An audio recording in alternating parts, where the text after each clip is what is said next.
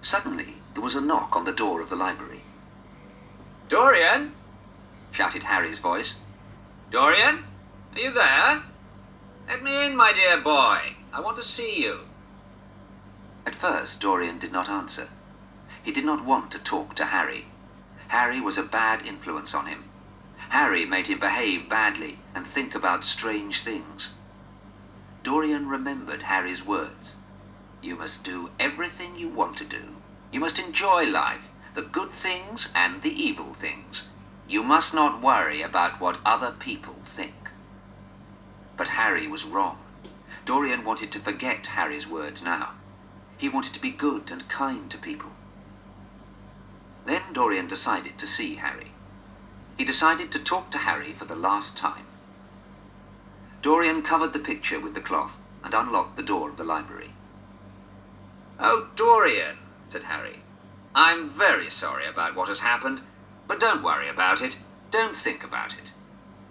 Are you talking about Sybil? asked Dorian. "Yes," replied Harry, "but don't worry. Tell me, did you talk to Sybil after the play last night?" Yes, I did, said Dorian. I was very angry with her. I was unkind and cruel to her. I can be cruel. Before last night, I did not know I could be cruel. Now I have learnt more about myself. "I am pleased that you're not upset," said Harry. I have decided what to do now, replied Dorian. I have decided to be good and kind. I don't want to be cruel and evil. I am going to marry Sybil. "Marry Sybil? Dorian, didn't you read my letter? I wrote to you this morning." Harry stopped speaking.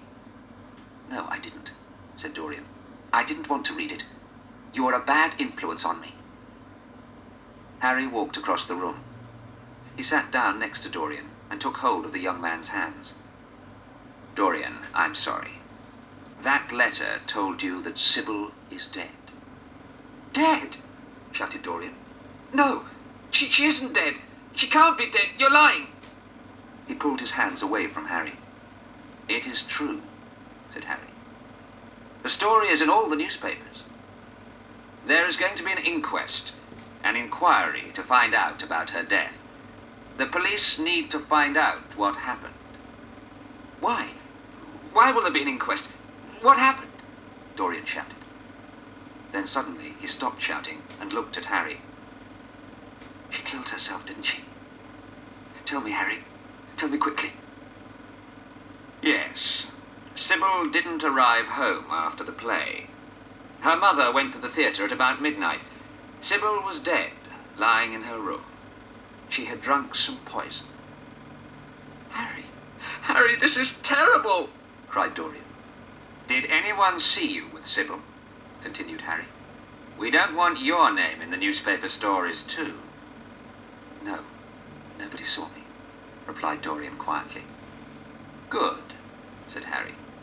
Now you must come out with me tonight. There is a wonderful singer at the opera tonight. So, whispered Dorian to himself, I have killed Sybil Vane. I did not cut her throat with a knife, but I killed her. Then Dorian remembered his portrait. He remembered the cruel face. I was going to be good and kind, he shouted. I was going to marry Sybil. Now I can never be good. Harry took a cigarette out of a gold case. It wasn't a good idea to decide to marry Sybil, he replied. You know it wasn't a good idea, don't you, Dorian? Marriage is boring. Marriage doesn't make you a good person. Perhaps you are right, said Dorian. I don't want to cry. Sybil's death has been an interesting experience. I have learnt about myself. Now we do not need to talk about it again. I will meet you at the opera tonight. Harry left the library, and Dorian went straight to the portrait. He quickly pulled away the cloth. The face was cruel and unkind. He knew the face had changed because of Sybil's death. Dorian thought about what had happened, and now he made a decision. Dorian decided to enjoy his life. He decided to do everything he wanted to do. He decided not to care about other people. And Dorian knew what would happen. The picture would become old and wrinkled and ugly. He would always look young and beautiful. Dorian smiled and covered the picture with the cloth again. An hour later, Dorian was at the opera with Harry.